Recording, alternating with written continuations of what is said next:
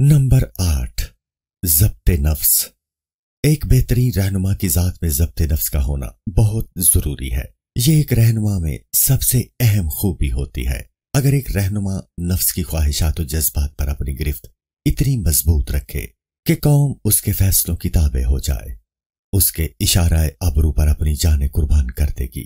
اگر ایک رہنما میں ضبط نفس کا فقدان ہے تو یہ اس کی سب سے بڑی کمزوری ہے جو اس کی صلاحیتوں کو زنگ آلود کر دیتی ہے۔ اللہ کے نبی صلی اللہ علیہ وآلہ وسلم دنیا کے بہترین رہنما تھے اور ہیں۔ آپ صلی اللہ علیہ وآلہ وسلم میں ضبط نفس کا ملکہ سب سے زیادہ تھا۔ ضبط نفس کام کرنے کی وہ صلاحیت ہے جو انسان کو آگے بڑھنے کا حوصلہ دیتی ہے۔ خوشحال زندگی گزارنے کے لیے ضبط نفس از حد ضروری ہے۔ اگر ضبط نفس کا فقدان ہو تو تمام صلاحیتیں زنگ آلود ہو جاتی ہیں۔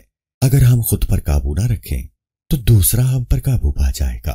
اگر ہمارے نفس کا کنٹرول ہمارے ہاتھ میں نہ ہوگا تو اس پر کوئی دوسرا قابض ہو جائے گا جو خود اپنی قیادت نہیں کر سکتا، وہ بھلا دوسروں کی رہنمائی کیا کرے گا؟ ضبط نفس کے ذریعے انسان اپنی خواہشات اور جذبات پر قابو پاتا ہے۔ ضبط نفس نام ہے حق و صداقت کی راہ میں سہل پسندی، بزدلی، خود پسندی اور نفسانی خواہشات کو ٹھوکر مار کر صراط مستقیم کی طرف گامزن رہنا۔ قرآن و حدیث میں یہ لفظ کئی جگہوں پر مستعمل ہے۔ اس سلسلے میں تقوی سب سے بڑی اہمیت رکھتا ہے۔ تقوی کا مطلب ہے کہ انسان اپنے دل کو ناجائز خواہشات اور گناہوں سے پاک رکھے۔ قرآن پاک میں اللہ رب العزت کا ارشاد ہوتا ہے، بے شک سب سے بہتر زاد راہ تقوی ہے۔ سورہ البقرہ آیت نمبر 197۔ قرآن پاک میں ایک اور مقام پر ارشاد ہوتا ہے، بے شک وہ شخص فلاح پا گیا جس نے اس نفس کو گناہوں سے پاک کر لیا۔ سورہ الشمس آیت نمبر 9۔ اللہ کے آخری رسول صلی اللہ علیہ وآلہ وسلم نے خواہشات نفس کو بڑا جہاد قرار دیا ہے۔ رسول محبت صلی اللہ علیہ وآلہ وسلم کا ارشاد عالی شان ہے، افضل جہاد یہ ہے کہ آدمی اپنی خواہش کے خلاف جہاد کرے۔ کنز الاعمال 42 صفحہ نمبر 616۔ ضبط نفس سے انسان نظم و ضبط کا پابند ہوتا ہے، یہی کامیابی کی کنجی ہے۔ ایک رہنما کے لیے یہ از حد ضروری ہے کہ وہ پہلے خود کو نظم و ضبط کا پابند و خوگر بنائے۔ ان پر اس کی گرفت اس قدر مضبوط ہو کہ نفسانی خواہشات اس کا راستہ نہ روک سکیں۔ اللہ کے نبی صلی اللہ علیہ وآلہ وسلم کبھی راہ حق سے نہ ہٹے۔ وہ اپنی خواہشات سے کلام نہیں کرتے تھے، بلکہ آپ صلی اللہ علیہ وآلہ وسلم کا کلام تو وہی ہوتا تھا جو اللہ رب العزت کی طرف سے وہی کیا جاتا۔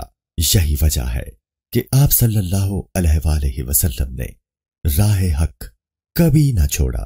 حضرت عبداللہ بن عمر رضی اللہ تعالی عنہ کہتے ہیں، میں رسول اللہ صلی اللہ علیہ وآلہ وسلم کی جو بات سنتا لکھ لیتا۔ ایک بار قریش مکہ نے مجھے منع کیا اور کہا کہ تم رسول اللہ صلی اللہ علیہ وآلہ وسلم کی ہر بات ضبط قلم کر لیا کرتے ہو، حالانکہ آپ صلی اللہ علیہ وآلہ وسلم بشر ہیں، کبھی غضب اور کبھی رضا کے عالم میں بات کرتے ہیں۔ حضرت عبداللہ بن عمر رضی اللہ تعالی عنہ نے لکھنا بند کر دیا۔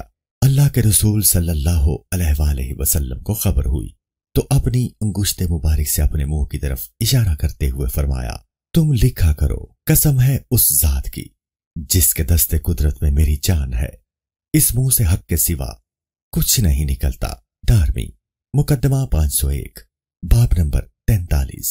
اللہ کے رسول صلی اللہ علیہ وآلہ وسلم کی زبان مبارک کی کیا شان ہے کہ اس سے صرف دو ہی چیزیں نکلتی ہیں، یعنی قرآن یا حدیث، تیسری چیز کی گنجائش نہیں۔ یہ ایک سچے رہنما کی سب سے بڑی خوبی ہوتی ہے جو اسے نہ صرف عظیم بناتی ہے بلکہ اسے منزل مقصود تک بھی پہنچاتی ہے۔